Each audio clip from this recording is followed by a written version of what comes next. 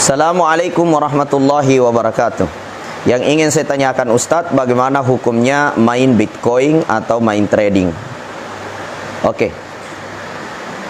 Alhamdulillah, Bitcoin, trading, saham ini adalah perbuatan atau perniagaan yang tentunya ketika kita meninjau secara syar'i, kita harus kembali kepada kaidah syarak, bahwa asal segala sesuatu itu hukumnya mubah, boleh-boleh saja, kecuali ada hal-hal yang menyebabkan ia haram secara syar'i, ada dalil-dalil yang mengharamkannya.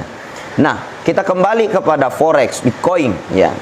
Bitcoin di dalamnya kita lihat apakah ada unsur di dalamnya yang menyebabkan ia menjadi haram, seperti di dalamnya terjadi gharar, sesuatu yang tidak jelas ya. Banyak kita menemukan ulama kita mengatakan Bitcoin itu, forex itu, pertukarannya, sell buy-nya itu kita tidak tahu secara pasti, secara jelas. Menurut saya justru trading forex atau Bitcoin ini sangat jelas, karena Bitcoin itu sudah terdesentralisasi oleh suatu platform yang disebut dengan blockchain ya. Blockchain ini membaca semua kegiatan pertukaran dari semua cryptocurrency, semua jenis mata uang digital di dalamnya, yang menurut saya justru lebih jelas daripada mata uang suatu negara. Seperti umpamanya ada suatu negara ya, kemudian mata uangnya itu hanya tersentralisasi kepada satu induk bank ya. Akan tetapi dengan cryptocurrency ini memiliki satu buku besar yang disebut dengan blockchain ya. Itu semua keluar masuknya cryptocurrency seperti Bitcoin, Doge, Ethereum, USDT, semua itu terbaca Pak, sekecil apapun di seluruh dunia. Makanya bagi saya dia terdesentralisasi dan tidak bisa dihacker ya. Jadi Bitcoin itu digunakan untuk yang baik atau digunakan untuk yang tidak baik, di situ halal dan haramnya. Nah, tapi pada hakikatnya Bitcoin itu adalah bentuk kupon digital, atau bisa disamakan dengan suatu voucher ya, voucher digital. Nah, dan biasanya ada juga yang mengatakan dia haram karena kita jual beli apa di dalamnya ya, kita hanya jual beli angka-angka saja, tidak ada barang katanya. Nah, jadi karena tidak adanya barang sehingga dinyatakan haram. Nah, kalau kita mau mengatakan tidak ada barang, ini juga sangat keliru. Karena cryptocurrency itu sendiri adalah barangnya bentuk digital. Ya, bisa diartikan sebuah kupon yang memiliki harga yang sangat fluktuatif dan juga harganya sangat bagus untuk disimpan. Seperti halnya ketika kita menyimpan emas. Ya, ketika turun harganya kita beli, ketika naik kita jual, nggak ada bedanya.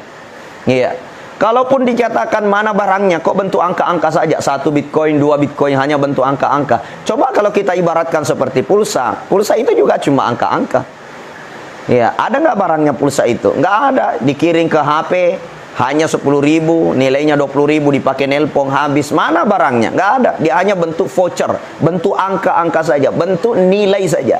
Nah, maka dengan nilai hari ini, perkembangan teknologi, perkembangan zaman, yang mana semuanya serba digitalisasi, maka hakikatnya bagi saya kita harus mencari fakta dulu, di mana letak ketidakjelasannya, di mana bentuknya tidak ada barang. Karena barangnya jelas, memiliki nilai yang jelas, berapa harga 1 Bitcoin, bisa naik dan bisa turun. Apa yang menyebabkan naik sesuai dengan pertukaran masuknya dan pertukaran keluarnya. Iya, jadi semua jelas. Justru tidak ada yang tidak jelas di dalamnya. Kalaupun dikatakan di dalamnya adalah riba, persoalan ribanya itu di mana?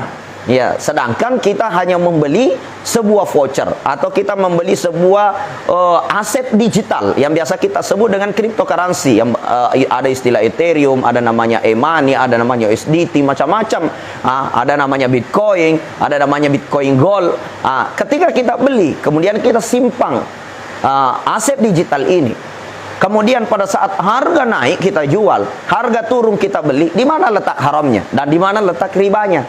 Nah, jadi untuk saat ini saya belum menemukan fakta yang di dalamnya yang menyebabkan Bitcoin itu menjadi haram. Karena kenapa? Yang menyebabkan para ulama nasional maupun ulama-ulama internasional menyatakan Bitcoin itu haram karena tidak jelas, maka ketidakjelasannya di mana?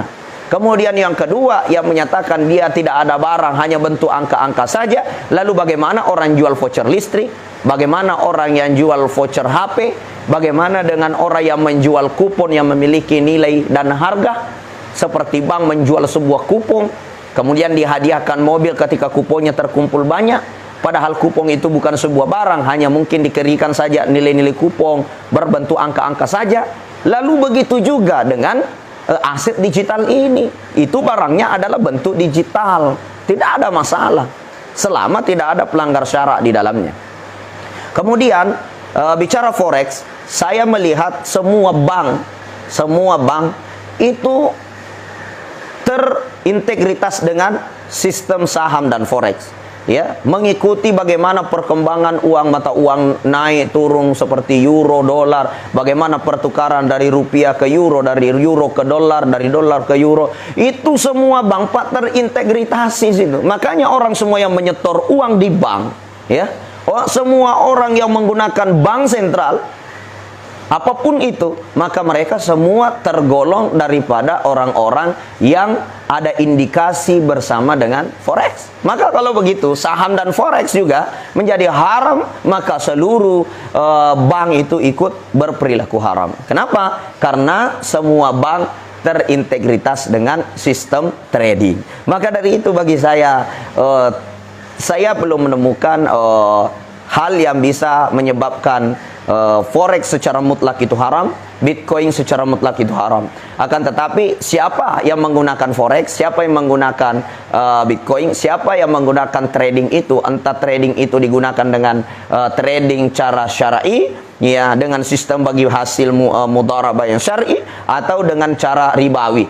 Begitupun dengan Bitcoin digunakan dengan sistem alat yang main judi, sistem alat yang sistem yang digunakan untuk geng-geng online yang terlibat dalam maisir, permainan judi, atau digunakan kepada hal-hal yang haram, maka dia menjadi haram, bukan karena Bitcoinnya. Akan tetapi bila digunakan untuk yang baik-baik, disimpan sebagai aset yang berharga, kemudian dijual pada saat naik, kemudian dibeli pada saat turun, saya kira itu tidak ada yang haram di dalamnya.